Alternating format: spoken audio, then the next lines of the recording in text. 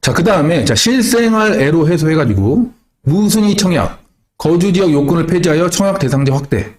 현황, 청약시장 과열 방지 등을 위해 청약 무순위 신청 자격을 해당 시군 거주 무주택자로 제한 중이었어요. 지금까지는. 그런데, 개선을 했어요. 거주지역 요건을 폐지한다. 그러니까 내가 거주지역에 상관없이, 내가 만약에 경기도에 거주하고 있어도 나는 서울에 가서 청약을 할 수 있는 거예요. 서울에 거주하고 있어도 경기도에 와서 청약을 할 수 있는 거예요. 이렇게 바뀌었습니다. 아시겠죠?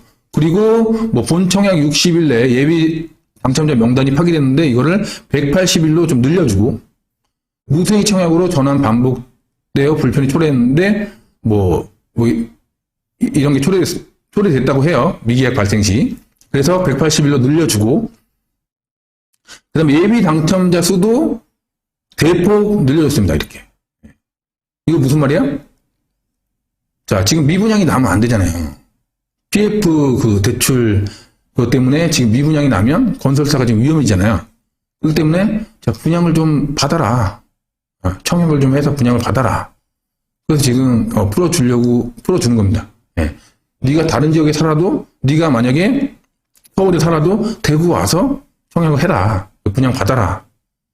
좀 사줘라. 이런 얘기입니다. 아시겠죠? 근데 지금 분위기상 사줄 수 있는 상황이 아니다. 그죠? 자, 생애 최초 주택 구입자에 대한 세제 지원 요건 완화. 현황은 생애 최초 구입자에 대한 세제 금융 지원 방안 시행 중. 취득세 감면 200만 한도 금융 LTV 완화 70에서 80% 및 한도 확대 4억에서 6억 원. 이렇게 있었는데 개선은 실수요자 지원 확대 위해 취득세 감매 추정 예외 요건을 완화해줬대요.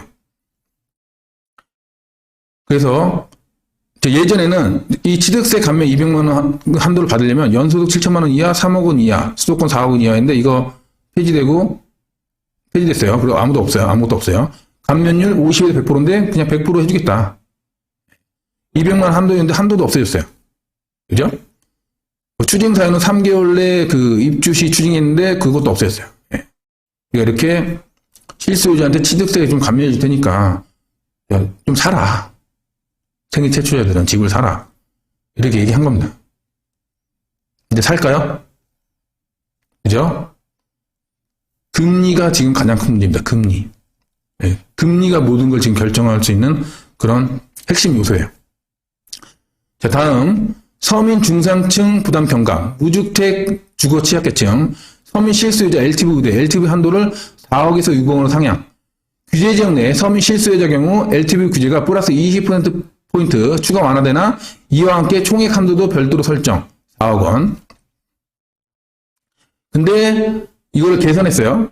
개선해서 서민 실수요자 대상 우대대출 한도를 4억 원에서 6억 원으로 확대했다. 6억 원으로. 그러니까 그 서민 실수요자가 그 받을 수 있는 LTV 한도를 6억 원까지 확대해 줄 테니까 그 6억 원까지 받을 수 있는 금액들은 좀 사라. 네, 이겁니다. 네. 매수세를 좀 만들어주는 거예요. 청년 전세 특례보증, 전세 특례보증 한도를 1억 원에서 2억 원으로 확대. 그래서 그 청년들이 전세를 좀 전세 대출을 좀 많이 받을 수 있게 1억 원 정도 확대했다는 얘기예요. 이거는 청년들한테 좀 지지를 받으려고 나온 것 같습니다. 현황, 생활 안정자금 목적 주담대의 경우 규제지역과 무관하게 최대 한도 2억 원 적용. 집주인 임차보증금 반환 목적의 경우 2억 원 초과 가능하나 규제지역 주택가격 보유주택수 등에 따라 엄격한 조건을 부과했어요. 임차보증금 반환 목적인 경우.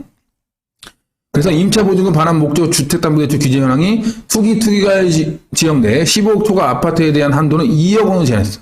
2억 원만 해주겠다. 규제 지역 내 9억 초과 주택의 경우 3개월 내 전입 의무를 부과했어요. 그리고 규제 지역 내 2주택자의 경우 다른 보유주택 처분 의무, 다른 보유주택의 처분 의무를 부여했어요. 그 3주택 이상은 아예 대출 안 해주고. 이거 누가 대출 받을 수 있어요? 이건 거의 못 받는 얘기지, 못 받는 얘기. 그죠? 근데 요거는 이제 개선해 줍니다. 생활 안정자금 목적 주택담보대출에 적용되는 별도의 대출 한도 2억 원을 폐지한다. 그러니까 2억 원보다 더 많이 받을 수 있게 해준다. 기존 LTV DTI 틀 내에서 받을 수 있게 해준다. 물론 들어가겠죠. 기존 LTV DTI 틀 내에서 투기가 지구 15억 초과 아파트 주담대 허용에 맞추어 15억 초과 아파트에 대한 임차 보증금 반환 목적 주담대도 허용해 주겠다. 근데 이거 왜 이렇게 임차 보증금 반환 목적의 주담대를 좀 많이 늘려주는 거야? 규제를 완화해 주는 거야? 자, 지금 아까 우리 맨 앞장에서 뭐라 그랬어요? 자, 전세가가 지금 계속 떨어지고 있다. 라고 나와 있죠? 자, 전세가가 계속 떨어지면 어떻게 될까요? 결국 전세가가 계속 떨어지면 역전세가 난다, 역전세. 근데 지금 자, 제가 볼 때는 지금 역전세면 이제 우리가 전세를 놓을 때 2년을 일단 놓잖아요. 그죠? 그 다음에 2년 후에 세입자가 계약갱신 청구를 원하면 5%만 인상하고 2년을 더 할 수 있잖아요. 근데 세입자가 계약갱신 청구를 원하지 않으면 나갈 수 있단 말이에요. 그죠? 근데 만약에 전세가 내가 작년에 전세값이 가장 비쌀 때죠. 그죠? 작년에 내가 전세를 4억에 살았어요. 그죠? 근데 이게 만약에 2억으로 떨어졌다 하면 작년에 그랬으면은 내년이죠. 2021년도가 최고 비쌀 때니까 만약에 내년이면 2023년이죠. 그러면 나는 어떻게 돼요? 이 사람한테 2억을 내줘야 돼요. 근데 난 다주택자야. 근데 다주택자는 대출을 아예 안 해준대. 여기 나왔잖아. 대출 제한. 어떻게 돼요? 그럼 이 사람 돈 못 빼주겠죠? 그럼 이 사람이 돈 못 받으면 어떻게 돼요? 나는 이 전세 보증금 빼가지고 월세로 가거나 아니면 또 싼 전세로 가려고 하는데 이 사람이 돈을 안 빼줘, 집주인이. 근데 집주인도 이거 전세 보증금 나 빼줄 돈 없다. 대출도 지금 안 나온다. 그러니까 네가 뺏어 나가라. 이렇게 할 수가 있겠죠? 뺏어 나가려고 하는데 지금 전세가 나가요, 안 나가요? 근데 잘 안 나가죠. 그리고 이 전세 금액도 예전 가격으로 빼달라고 막 그럴 거 아니에요? 그럼 당연히 나가겠어, 안 나가겠어? 안 나가겠죠. 그죠? 그럼 이 세입자는 결국 어떻게 한다? 이 집을 경매로 넘기게 된다. 그럼 이 집을 경매로 넘기게 되면 어떻게 된다? 그럼 경매로 넘기는 물건들이 많을수록, 자, 경매로 넘어가기 전에 집주인들은 빨리 팔려고 하겠죠? 급매물이 쏟아질 수가 있다, 급매물이. 이것 때문에. 이 역전세 때문에 2023년도 내년에 자, 급매물이 지금 쏟아질 수 있어요, 급매물이.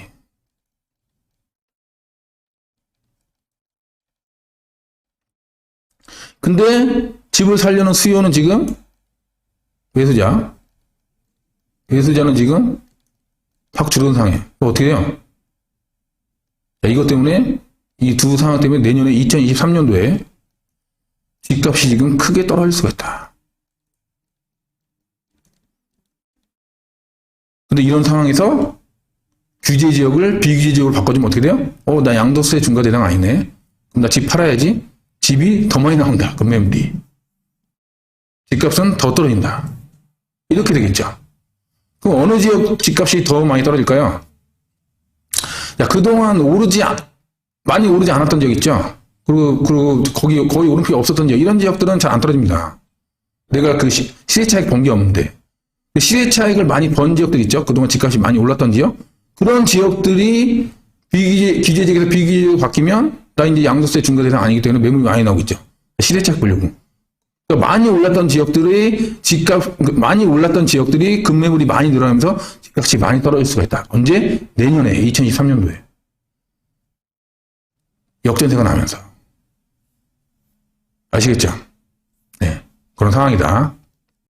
자, 그래서 내년에 역전세가 나서 급매물이 쌓여가지고 집값이 떨어질 수가 있기 때문에, 그것도 급격하게 떨어질 수가 있기 때문에, 자, 생활안정자금 목적, 주택담보대출에 적용되는 별도의 대출한도 폐지하고, 기존 LTV, D타이틀 내에서 관리하면서 15억 초과 아파트에 대한 임차보증금 반환 목적 주담대도 허용을 하는 겁니다. 자, 그래서 대출을 받아서 전세금을 빼줘라, 이런 얘기입니다. 역전세가 나게 되면.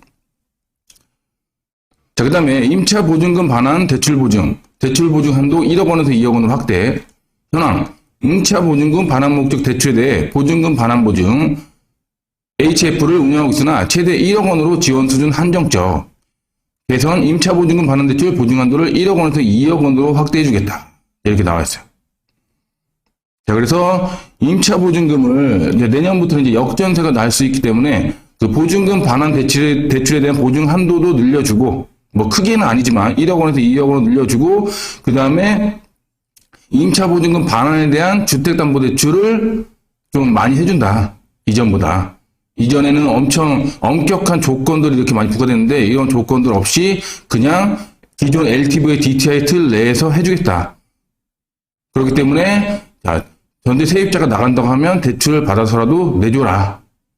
그래야 경매로 물건이 쏟아지지 않을 수 있다. 이런 내용입니다. 그래서 지금 정부에서는 주택가격이 지금 급락하는 경착륙을 막으려고 지금 이런 정책들을 내놓고 있다. 그래서 주택가격 경착륙이 아닌 연착륙을 지금 만들려고 지금 하고 있다. 이렇게 볼 수가 있겠어요. 아시겠죠? 그리고 이런 주택가격 연착륙을 만들려는 이유는 아까도 말씀드렸듯이 결국에는 건설회사가 부동산 PF 대출 때문에 부도가 날 수 있는 위기로 몰릴 수 있기 때문에 지금 어떻게든 부동산이 매수세가 조금이라도 살아나고 급락하지 않고 점진적으로 이렇게 하락하는 그런 상태로 만들 수가 있다. 이렇게 볼 수가 있겠습니다. 이게 지금 정부의 목적입니다. 아시겠죠? 이번 대책에. 자, 그 다음에 주담대 채무조정. 주담대 채무조정 대상을 보다 탄력적으로 산정한다. 현황 6억 원 이하 주택 차주에 대해 은행권 자체 채무조정 시행, 주택담보대출 채무조정제도, 주택가격 6억 원 이하 1주택자 사유, 실직, 폐업, 질병 등 채무조정 조치, 차주 상황에 따라 분할 상한, 원금 상한 유예. 개선, 매출의 급감, 금리 상승에 따른 상한 부담 급증으로 주담대 원리금 정상 상한이 곤란한 차주에게 채무조정을 적용한대. 그러니까 지금 정부도 지금 집값이 좀 떨어질 거란 거 알고 그 다음에 경기가 안 좋아지면서 원리금 그 상한이 어려운 그런 차주들이 많이 생길 거라는 걸 어느 정도 지금 예상을 하고 있어요. 그죠? 금리가 올라감에 따라. 그런 사람들을 좀 지원해 주겠다. 이런 내용이고요. 그 다음에 특례 보금자리론, 기존 정책 모기지와 통합한 신규 상품 출시. 현황, 안심전환 대출 요건은 완화, 2단계 접수 개시 중. 현 정책 모기지 조건 비교. 대상 우대형 안심전환 대출은 대상은 1주택자예요. 주택가격은 4억에서 6억 원으로 올려줬어요. 원래 4억 원이었는데 6억 원 올렸습니다. 그리고 이제 이거를 9억 원까지 올려준다고 하네요. 그래서 대출 한도는 4억 원일 때는 2억 5천 원, 6억 원일 때는 3억 6천이에요. 9억 원일 때는 더 높아지겠죠? 한 6억 원 정도 되겠죠? 자, 그 다음에 소득 한도는 7천만 원에서 1억 원. 그러니까 더 많은 사람한테 대출을 해주겠다. 소득이 높아도. 그냥 금리는 3.8에서 4% 고정금리가 되는 거예요. 그래서 금리가 올라가는 시기 때문에 이 정도의 고정금리를 해서 대출을 해주겠다. 이렇게 되는 거예요. 보금자리론도 있죠. 무주택자, 1주택자 처분 조건부에서 6억 원일 거고 3억 6천. 소득 한도는 7천만 원 이내 4.25에서 4.55%. 적격 대출은 주택가격 9억 원, 대출 한도는 5억 원.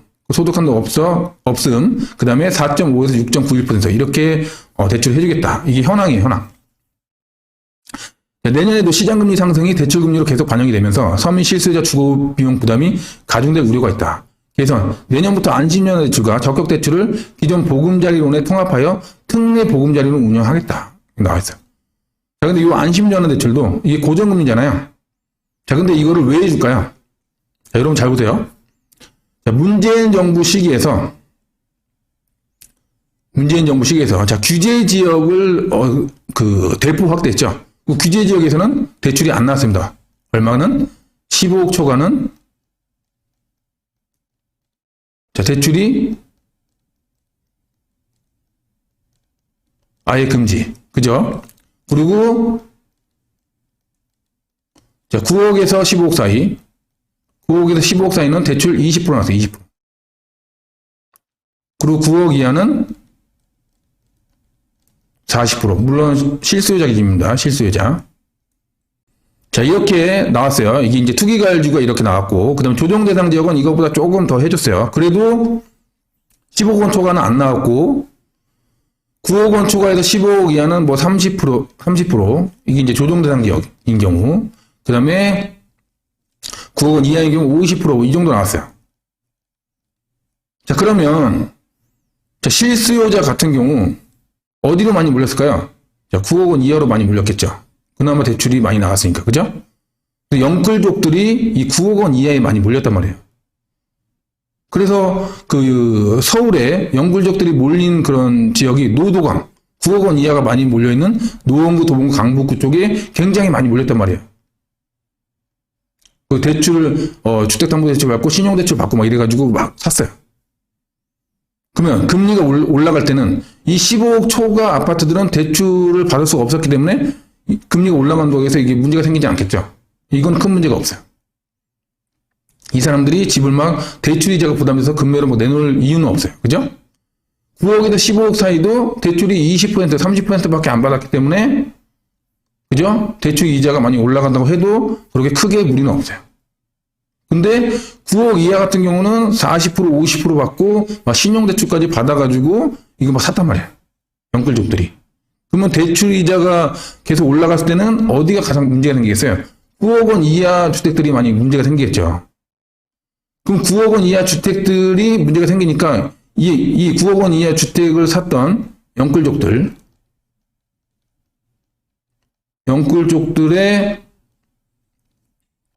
대출 이자를 좀 줄여줘야 되겠죠. 이 사람들이 변동금리로 많이 샀단 말이에요. 변동금리. 이때 살 때. 그러면 금리가 계속 올라가면, 자, 변동금리이기 때문에 금리가 계속 반영이 되면서 계속 올라가겠죠. 그래서 어떻게 한다? 이 대출 이자를 줄이기 위해서 이거를 고정금리를 해줘야 된다. 고정금리. 그래서, 자, 안심전환 대출이 나온 거야. 여기 보이죠? 안심전환 대출. 안심전환 대출을 갈아타라. 왜냐? 여기 있는 사람들이 가장 위험한 사람이고, 이 사람들이 만약에 그 돈을, 대출을 못 갚고, 그렇게 되면 이 영끌족인 이 사람들이 대출을 가장 많이 받은 사람이기 때문에 은행에서도 이 사람들한테 대출을 가장 많이 해줬겠죠. 그 은행 입장에서는 이 사람들한테 대출을 못 받는다는 것은 가장 큰 타격을 받을 수가 있다, 은행이. 그죠? 자, 그렇기 때문에 이 9억 원 이하에 있는 이 사람들의 금리를 낮춰줘야 된다. 시장금리 반영해서 계속 올라가주면 안 된다. 그래서 지금 안심전환 대출로 바꿔주고 있는 겁니다. 그래서 집값이 크게 떨어지지 않게 연착륙되게 금리가 올라가도 크게 폭락하거나 이런 게 아니라 연착륙 가격이 그냥 조정으로 그냥 갈 수 있게 이렇게 하려고 여기 그 영끌족들의 그 주택담보대출 금리를 고정으로 바꿔주는 안심전환 대출이 나오게 된 거고 내년에는 그거를 9억 원까지 실행을 9억 원까지 해주겠다고 합니다. 아시겠죠? 왜 9억 원인지 아시겠죠? 요거 때문에 그죠? 자, 그래서 마지막으로 향후 계획 보면 발표 내용을 최대한 신속하게 집행, 부동산 시장에 연착륙을 도모하겠다. 왜 연착륙인지 아시겠죠? 예, 제가 지금 설명을 드리니까. 그럼 거리를 활성화하겠다는 게 아니에요. 자, 거리를 활성화하는 거는 지금 할 수가 없습니다. 지금 인플레이션 시기인데 거리를 활성화하겠다고 DSR 대출 규제 다 풀고 다주택자 세금 다 완화해주면 어떻게 되겠어요? 자, 위기 온다고 제가 말씀드렸죠? 그죠? 그 이전 영상에서. 그렇기 때문에 지금 그렇게는 할 수가 없는 상황이다.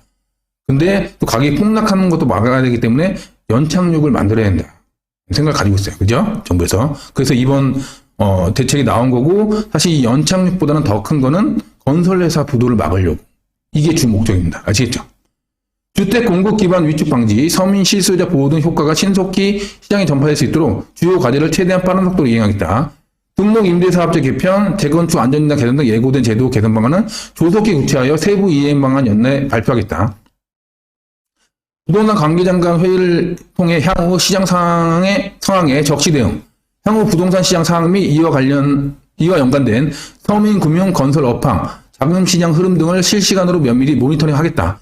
주택 공급, 서민 주거 안정 등과 관련하여 추가 조치가 필요한 경우 기준비된 단계별 대응 계획에 따라 시장 상황에 맞게 적기 조치하겠다. 내년도 부동산 시장 여건 전망을 토대로 부동산 정책 방향을 마련하여 2023년 경제정책 방향에 반영하겠다. 나와 있죠? 자, 정리를 한번 해보겠습니다. 자, 높은 인플레이션을 잡겠다고 금리를 계속 올리면서 현재 고금리 상황이 됐죠. 자, 그런데 최근에 인플레이션이 좀 꺾이는 모습이 보이면서 금리 인상 속도 조절을 하겠다는 얘기가 계속 나오고 있습니다. 하지만 아직까지는 고금리 상황이기 때문에 자, 부동산 PF 대출 이게 막히면서 이게 막힌 건설회사들이 부도가 날 수 있기 때문에 만약 건설회사들이 부도가 나면 그게 도미노로 금융권까지 영향을 미칠 수 있기 때문에 자, 이 부도가 나지 않게 급하게 나온 부동산 대책으로 보입니다.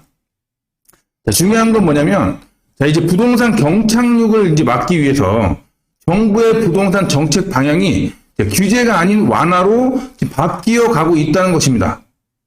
자, 그러면, 금리도 이제 정점을 치고, 부동산 정책도 규제가 아닌 완화로 계속 바뀌어 간다면, 다시 언젠가는 부동산 분위기가 다시 살아나는 그런 모습을 보이겠죠.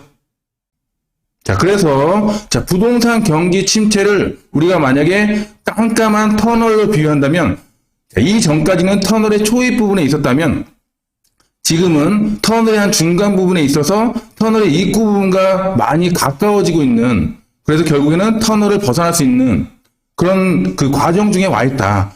그렇다면 지금부터 우리가 해야 할 일은 어떤 것들이 있는지 한번 살펴보는 시간을 가져보도록 할게요. 일단 수도권 규제 지역을 이번에 다 해제했죠. 그 네 군데만 빼놓고, 서울과 인접한 네 군데만 빼놓고. 그래서 수도권 규제 지역을 해제해도 거래가 살아나지 않을 겁니다. 그러면 어떻게 되겠어요? 그 다음은 서울도 규제 지역에서 해제를 할 겁니다. 물론 아까도 말씀드렸지만 강남, 서초, 송파 빼고 나머지 지역을 규제 지역에서 해제를 할 거예요. 그러면 규제 지역이 사라지면 물론 DSR은 계속 유지되지만 LTV는 일단 완화가 됩니다. 아예 15억 초과 주택 같은 경우는 아예 못 받다가 50%는 받을 수 있게 되죠. 아무튼 LTV는 많이 완화가 된다. 그러면 무주택자와 1주택자, 다주택자는 지금부터 어떻게 해야 되냐? 무주택자는 서울까지 규제지역에서 만약에 해제가 되면 그때부터는 내 집 마련을 위해 임장을 자주 다니는 게 좋습니다. 만약에 계속 기다리다가 금리 인하가 시작되고 DSR 규제가 풀리고 다주택자 세금 중과 이런 것들이 모두 한꺼번에 풀리면 오히려 급금매, 초금매 매물을 못 잡을 수 있게 됩니다. 왜냐하면 그 집주인 입장에서도 이런 규제들이 다 풀리면 내가 지금 집 파는 거 바보 아니야? 매물이 다 들어가 버려요.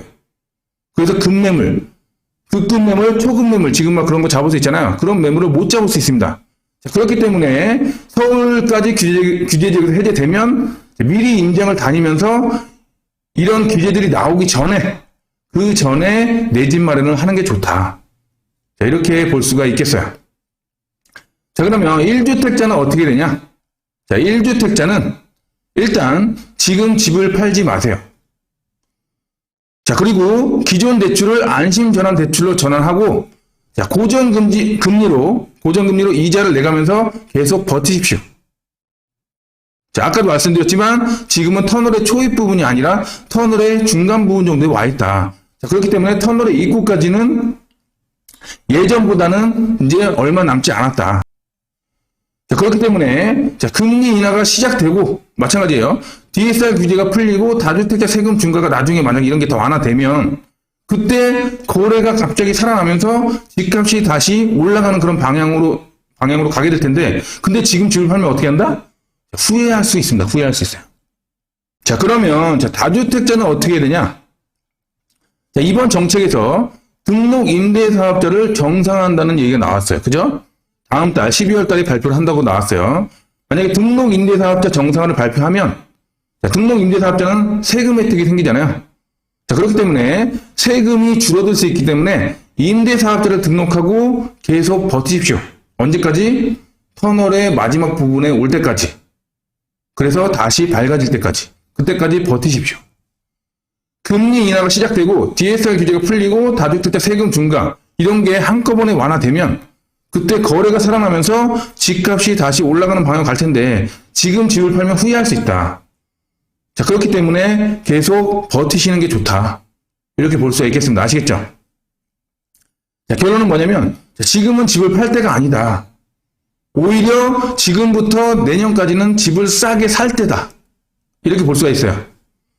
그래서 이제 팔 때는 지났고 정책 방향이 규제에서 완화로 가고 있고 부동산 경기도 경기 침체에서 다시 살아날 수 있는, 회복될 수 있는 그런 방향으로 갈 수가 있기 때문에 지금은 버티는 게 맞다. 이렇게 보고 있습니다. 지금까지 설명드린 내용이 시청자 여러분에게 도움이 되었다면 좋아요, 구독하기, 알람 설정까지 부탁드릴게요. 긴 시간 수고 많으셨고요. 저는 다음에 더 좋은 콘텐츠로 찾아뵙도록 하겠습니다. 감사합니다.